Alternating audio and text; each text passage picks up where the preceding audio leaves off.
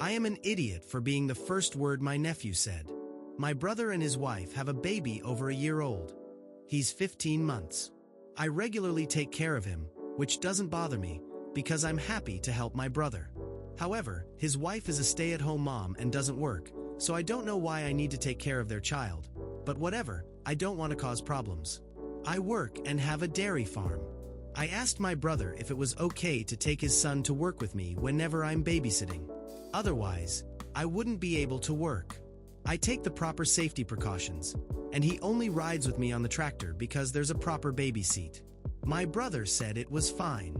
My nephew loves animals and makes all kinds of excited noises, so I try to encourage him to pet them while I hold him. The animals are all vaccinated and calm, and I have my brother's permission. We spend a lot of time together.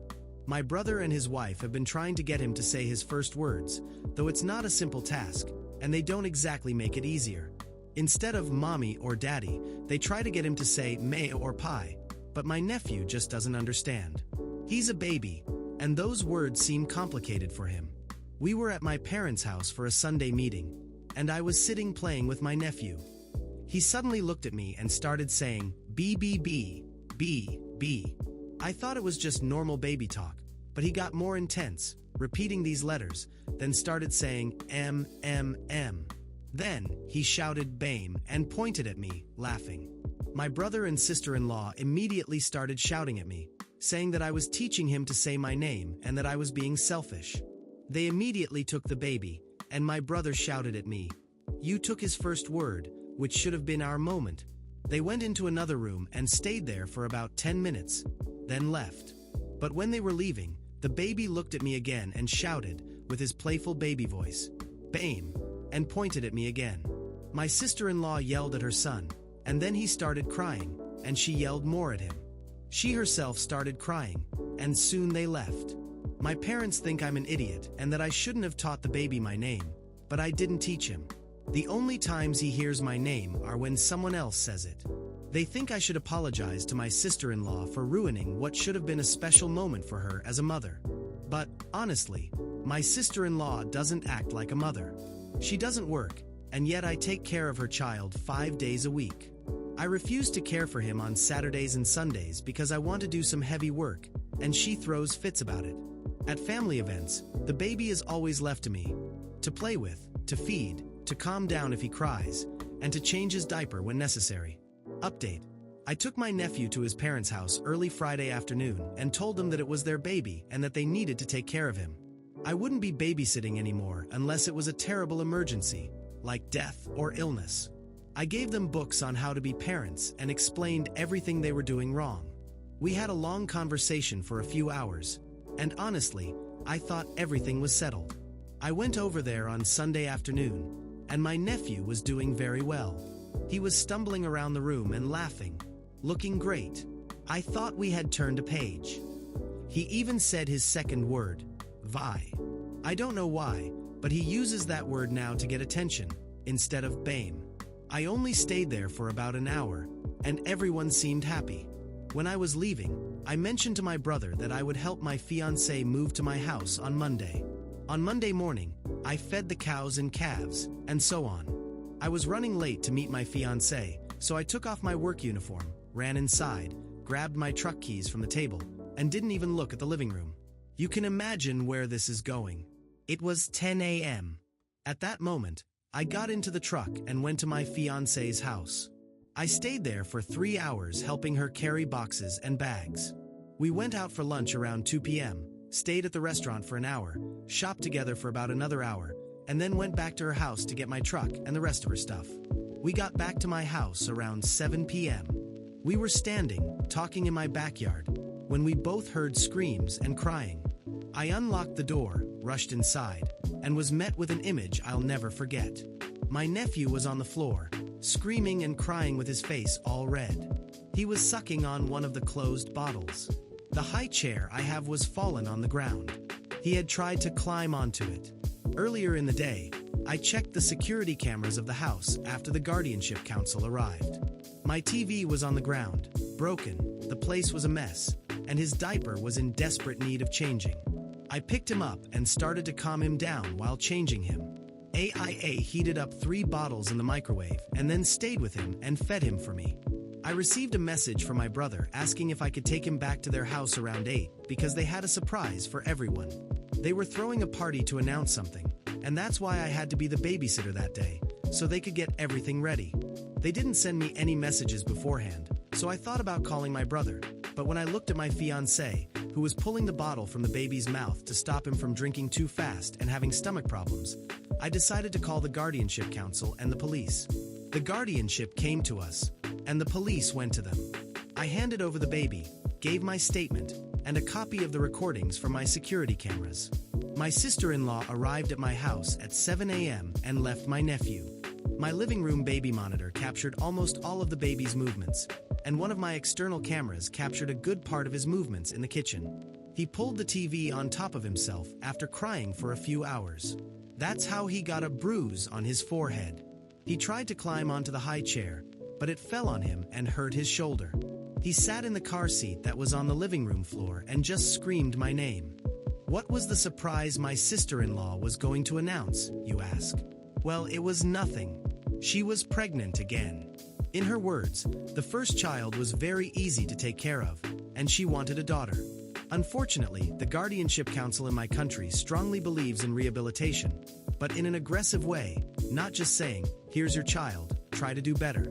My sister-in-law has a new therapist, and now they must do couples therapy, as well as parenting classes, and receive weekly visits from the guardianship until the new baby turns 2. I've been appointed as the observer for my nephew, which means that anyone who wants to visit him must be approved by me, among other things that need to go through me. I know I made a mistake trusting them, but I really thought they would change. Now we are living together, and I haven't been babysitting this week. My brother and sister-in-law are between court appearances and other mandatory events, in addition to being parents. My parents have finally seen my brother and sister-in-law for who they are and apologized to me. I'm getting married in March, but I downgraded my brother from best man to guest. I just promoted my best friend to best man. I'm thinking about completely removing their invitation, but I'll think about it a little more. Many of you said I should adopt my nephew, but the truth is I don't want to. I love him and will always be there to help him, but I want it to be in a fun, more affectionate way, like an uncle. I know this sounds selfish, but I just can't explain my love for him. I want to have my own family and still be part of theirs. I hope you all understand this. That's all I can share for now. My brother and sister-in-law are angry with me and refuse to talk to me about anything other than what they are legally obligated to talk about. But I don't understand why they're angry. They left a baby who hadn't had breakfast at my house and didn't tell me, knowing I wasn't going to be home. I was in the room with the nanny, organizing what would be our future child's room since we started talking about the idea of having a child. We were thinking about the details and decorating the space with care when the doorbell rang insistently and disruptively. I sighed, wondering if it was maybe a delivery or some neighbor needing something. When I opened the door, I saw my brother, my sister-in-law, and my parents. They all had stern expressions, especially my sister-in-law, whose face was twisted with anger. Before I could invite them in, they walked past me as if it were their right to invade my house. "We need to talk to you now," my brother said in a firm voice, while my sister-in-law started walking around the living room, looking around as if inspecting something. The nanny came downstairs shortly afterward, a little startled to see everyone there, especially because of the way they entered without permission. "What is this about?" I asked, trying to stay calm. I knew that any conversation with them lately ended in confusion, and I wasn't in the mood for more drama. "You know exactly what this is about," my sister-in-law shot back, her voice trembling with fury.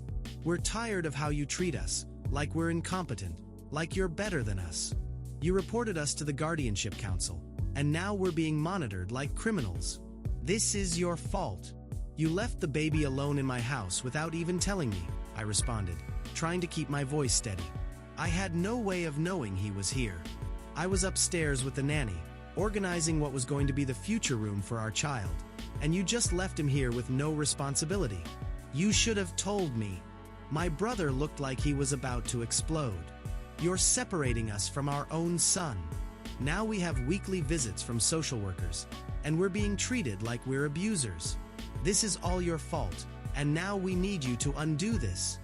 I sighed deeply, feeling anger building inside me.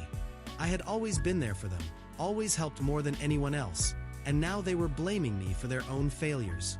"I can't undo what you did. You were wrong. You left the baby alone, hungry, and unprotected. Anyone decent would have done the same as I did." My mom, who had been silent up until then, intervened. "Dear, they are suffering a lot with all of this. I know you did what you thought was right, but maybe there's a way to resolve this without further confrontation. They are your siblings, your family." I couldn't hold back. Family. Where was the family when they left me taking care of the baby 5 days a week, while I pointed at my sister-in-law, stayed home doing nothing? Where was the family when I needed help on the farm, and no one showed up, while I had to work and take care of a baby at the same time? I never asked for this responsibility. I accepted it because I thought I was helping, but this went beyond the limit. My sister-in-law started crying, tears of anger and frustration rolling down her face. "You always play the victim, always want to be the hero of the story. You don't see how much you're hurting us. And now, with this control over who can see our child. That's cruel and inhuman." The nanny, who had been quiet up until then, finally spoke. "You're not seeing the gravity of what you did. You put your son's life at risk. This isn't about pride or about who's right or wrong, it's about his safety. You should be thankful that he's fine." My brother took a step forward, anger evident in his eyes. "Do you really think you know what's best for our son? You and him, you both think you're superior to us." I crossed my arms, tired of this endless dispute. It's not about being superior, it's about responsibility. And if you really want what's best for him, you need to understand that. I'm not going to change what the Guardianship Council decided. You need to show that you can be responsible parents. The room fell silent for a few seconds, that type of silence that hangs in the air and makes everyone uncomfortable. My mom tried to say something, but my dad interrupted her. Though he said it with an expression that seemed to mix disappointment and resignation. "We've heard enough." They turned and left my house, my sister-in-law still sobbing with rage, my brother saying nothing, and my parents with an expression I had never seen before, a look of bitter acceptance. When the door closed, I felt a mix of relief and sadness. The nanny held my hand and looked me in the eyes. "You did what needed to be done. They need to learn, and maybe this is the only way. I know, but it's hard, because deep down I wanted them to be different. I wish this had never happened." The nanny smiled slightly, squeezing my hand. "You did everything you could, and now we need to focus on our future, on our family. You're a good person and an amazing uncle, and that will never change." As I looked at the nanny, I realized she was right. I did what I thought was right, even if that meant breaking away from part of my family. But in the end, what mattered was ensuring my nephew was safe, and that I could finally start building my own family, without carrying the weight of others' mistakes. I still don't know if I'll invite my brother and sister-in-law to the wedding, but I know that whatever my decision is, it will be based on what's best for me, for the nanny, and for my nephew, not on what they think they deserve. I thought that after that confrontation in my house, things would calm down and my brother and sister-in-law would finally accept that they needed to change. But I was completely wrong. A few weeks later, strange messages started appearing on my social media. Nasty comments from strangers accusing me of being a monster and a child thief. I was confused, not understanding where this was coming from. That's when a friend sent me a video saying I needed to watch it. When I opened it, there they were, my brother and sister-in-law, crying in front of a camera. My sister-in-law was speaking between sobs, saying that I had stolen their child, that I had reported them to the guardianship unfairly, and that I was trying to destroy their family out of jealousy. My brother corroborated every word with a look that mixed sadness and anger. They claimed I was controlling, that I was keeping them away from their own son, and that I wanted everything for myself. The video had thousands of views and was spreading rapidly. People in the comments were calling me horrible things, saying I didn't deserve to have a family, that I was cruel. I started receiving threats from people who blindly believed the lies they were telling. My life turned into a nightmare. I found myself in a dilemma. Part of me didn't want to retaliate, because I knew that would only prolong the dispute and cause even more pain. But at the same time, I knew I had to defend myself and my family. I couldn't let their lies be the only version of the story. That's when I decided to take action. With the nanny's help, I sat down and recorded a video. I was nervous, but I knew I had to be honest. I began by explaining the whole situation from the beginning, without omitting any details. I showed the security camera footage from my house, the baby alone, crying, trying to climb into the high chair, pulling the TV down. I showed the text messages my brother and sister-in-law sent me, asking me to take my nephew back to their house by the end of the day, without even mentioning that they had left him with me. I explained how, for years, I had been the unofficial babysitter for my nephew, while his mother, who was home every day, refused to take care of him. I talked about all the times I had to postpone work on the farm, cancel commitments, and even how, on that fateful day, I didn't know he was at my house because they just dropped him off without letting me know. I didn't hide anything. I showed the raw truth. I also showed the guardianship council documents, the terms they had to follow, and how I was appointed as my nephew's observer due to their negligence. I made sure to emphasize that everything I did was for my nephew's well-being, and that I never wanted to steal anything from anyone. I just wanted him to be safe. I posted the video and waited for the response. It was overwhelming. The video blew up in a way I never imagined. In a few days, it had more views than the original video from my brother and sister-in-law. People started to see things from a different angle. The comments became a flood of outrage, but not against me, but against them. They called my brother and sister-in-law negligent, irresponsible, and horrible people.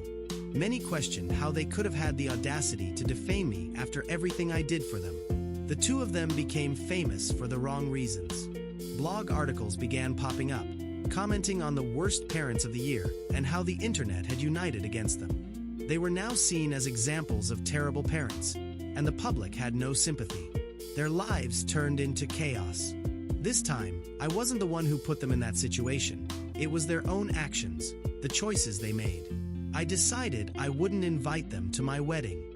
After everything that happened, it was clear they no longer had a place in my life, let alone on such an important day.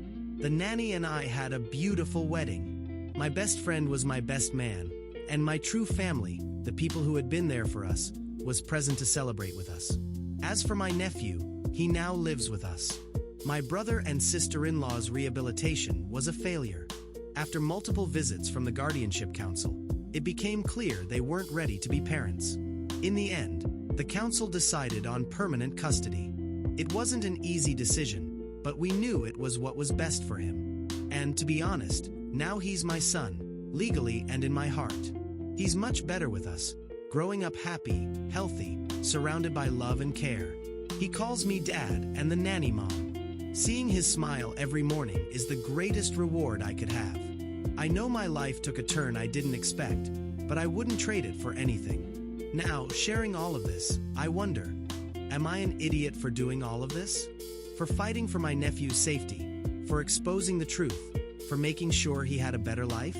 Maybe some would think so, but looking at my son playing in the yard, laughing with the nanny, I know I did the right thing. And that's all that matters.